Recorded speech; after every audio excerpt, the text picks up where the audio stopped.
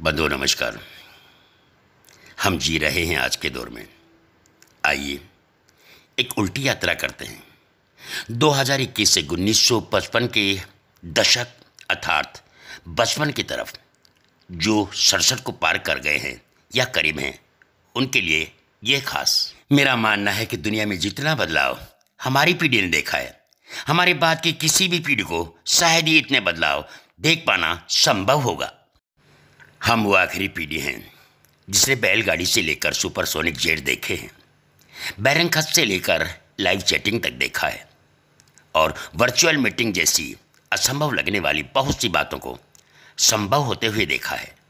हम वो पीढ़ी हैं जिन्होंने कई कई बार मिट्टी के घरों में बैठकर परियों और राजाओं की कहानियां सुनी हैं, जमीन पर बैठकर खाना खाया है, प्लेट में डाल डालकर चाय पी है। हम वो लोग हैं जिन्होंने बचपन में मोहल्ले के मैदानों में अपने दोस्तों के साथ परंपरागत खेल गिल्ली डंडा, छुपा छुपी, खो खो, कबड्डी, कंचे जैसे खेल खेले हैं।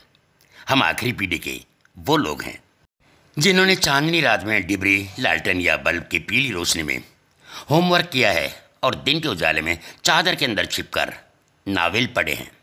हम वो पीढ़ी के लोग हैं जिन्होंने अपनों के लिए अपने जज्बात खतों में आदान प्रदान किए हैं और उन खतों को पहुंचने और जवाब के वापस आने में महीनों तक इंतजार किया है।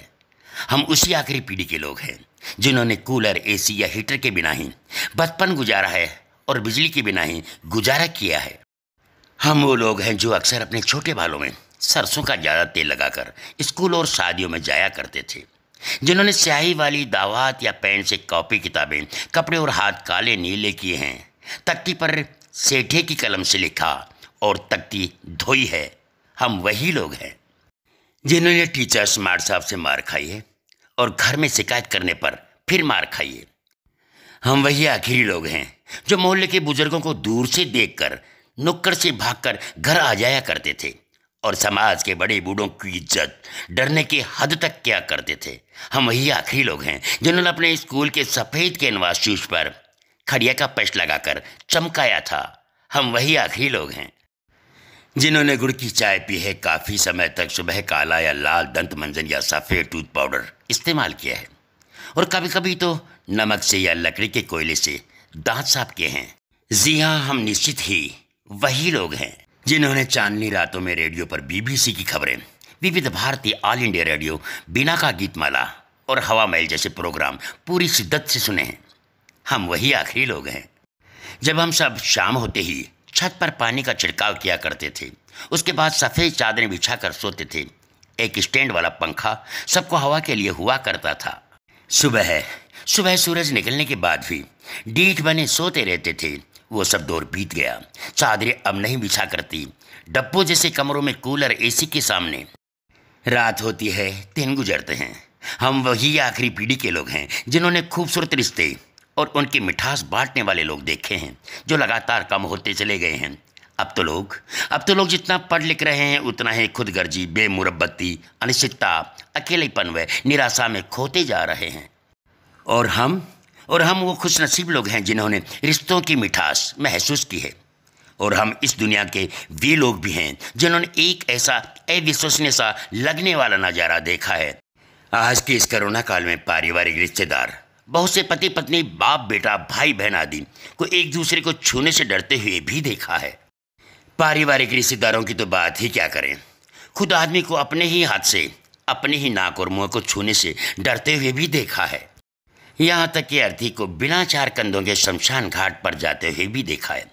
पार्थिव शरीर को दूर से ही अग्निदान लगाते हुए भी देखा है। हम आज के भारत के एकमात्र वह पीढ़ी हैं जिसने अपने माँ बाप की बात भी मानी और बच्चों की भी मान रहे हैं।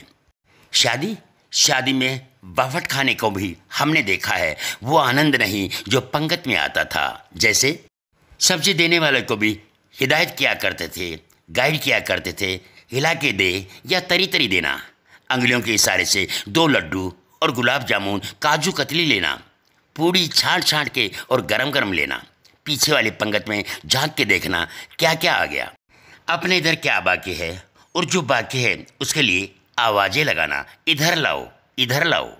पास में बैठे रिश्तेदार के पत्तल में ज़बरदस्ती लड्डू और पूड़ी डलवाना।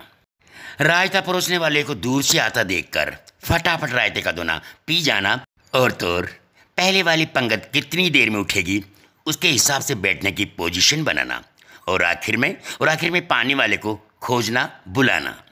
आखिर में एक बात बोलूं, शायद आप मानेंगे, इनकार मत करना। ये मैसेज जितनी मर्जी लोगों को भेजना, क्योंकि जो इस मैसेज को पढ़ेगा उसको उसका बचपन ज़रूर याद आएगा। वो आपकी वजह से अपने बचपन में फिर से लौट जाएगा, अपने बचपन में फिर से लौट जाएगा। भले ही वो चाहे थोड़ी देर के लिए ही बचपन में लौट जाए, लेकिन अवश्य चला जाएगा अपने उस बचपन में, चाहे कुछ देर के लिए ही सही। और ये आपकी तरफ से उसको सबसे अच्छा गिफ्ट होगा, सबसे अच्छा उपहार होगा। दोस्ती और पुराना समय बिल्कुल याद आएगा, बिल्कुल याद आएगा। तो सुनिए आपने हमारी उल्टी यात्रा, ये प्यारा सा लेख हमारे सहपाठी, हमारे बचपन के दोस्त सरदार सुरेंद्र सिंह ने भेजा था। जबकि सरदार सुरेंद्र सिंह का कहना है कि हमारे पास भी किसी के पास से आया था। जी हाँ बंधु, इसमें स्वर दिया है हमने, हम हैं आपके पूरणमल पारिक, जवान भाई। शायद हमने सच ही कहा है, कहाँ देख पाएंगे हमारी पीढ़ी ने जो कुछ देखा है। आपको सही लग रहा है तो फिर भेज डालिए हमारी उस पीढ़ी तक और आज की इस पीढ़ी तक, देख पाएंगे क्या था हमारा जमाना।